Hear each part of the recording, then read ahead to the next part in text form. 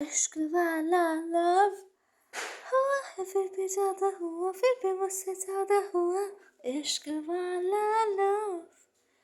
तो आप सोच रहे होंगे कि आज मैं ये गाना क्यों गुनगुना रही हूँ, क्योंकि आज हमारी कहानी इसी टॉपिक पर बेस्ड है। आज हम आपको एक ऐसी प्रेम कहानी के विषय में बताने जा रहे हैं, एक ऐसे अफेयर की कहानी जो आपको काफ़ी इंटरेस्टिंग लगेगी। तो आइए शुरू करते हैं। आज हम आपको राज बब्बर और रेखा की प्रेम कहानी के विषय में बताने जा रहे हैं। एक समय था जब इन दोनों की प्रेम कहानी, इन दोनों के अफेयर के चर्चे परवान चढ़ गए थे। और कमेंट्स में जिस जिसको भी कहानी अच्छी लगे वो अपने नेम मेंशन कर दीजिएगा। अगली वीडियो में हम उनका नेम अवश्य हमारी वीडियो में इंक्लूड करेंगे।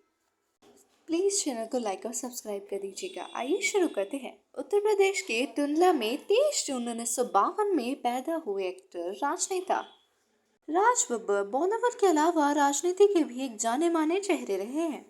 राज बब्बर ने बतौर एक्टर एक से बढ़कर एक फिल्में की हैं। राज बब्बर ने थिएटर में लंबा वक्त गुजारा है। उनकी बॉलीवुड में धमाकेदार एंट्री हुई थी। उन्होंने न केवल हिंदी फिल्में की बल्कि पंजाबी फिल्मों में भी बखूबी काम किया है। वे साल 1977 से पंजाबी और हिंदी फिल्मों में सक्रिय हैं। राज बब्बर अपनी निजी जिंदगी को लेकर भी लंबे समय तक सुर्खियों में रहे हैं। आगरा से स्कूली पढ़ाई पूरी करने के बाद राज बब्बर ने 1975 में दिल्ली का रुख किया। नेशनल स्कूल ऑफ ड्रामा से अभिनय की बारीकियां सीखने वाले राज बब्बर थिएटर के एक मंझे हुए एक्टर हैं। उनकी पहली फिल्म थी किस्सा कुर्सी का। राज बब्बर की खासियत थी कि उन्हें हीरो के रूप में भी प्यार मिला, तो उनकी शानदार एक्टिंग का ही कमाल था कि विलन के रूप में भी जमकर उन्होंने नफरत पाई थी। इंसाफ का तराजू फिल्म में नेगेटिव रोल में भी अपने अभिनय का लोहा मनवाया।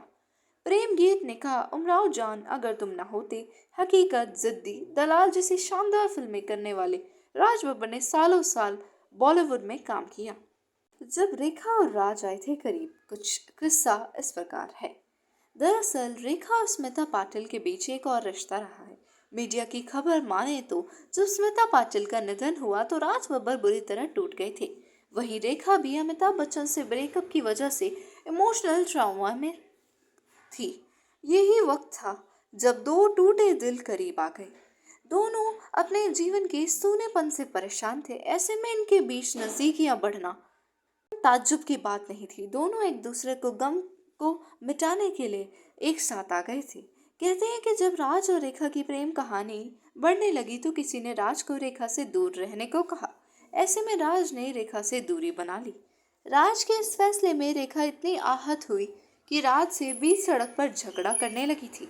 मीडिया की खबरों के मुताबिक रेखा और राज के बीच मुंबई की सड़क पर इस कदर जबरदस्त बहस और झगड़ा हुआ था कि दोनों हमेशा के लिए जुदा हो गए और फिर वो दोनों एक साथ कभी नजर नहीं आए और दोनों की प्रेम कहानी कुछ इसी प्रकार खत्म हो गई थी।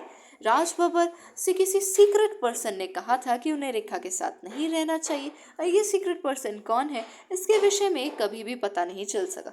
लेकिन एक समय ऐसा था जब ये दोनों टूटे दिल एक दूसरे के साथ आकर जुड़ गए थे। दोनों एक दूसरे के साथ ही रहना चाहते थे, एक दूसरे के साथ ही अपने पूरा जीवन बिताना चाहते थे।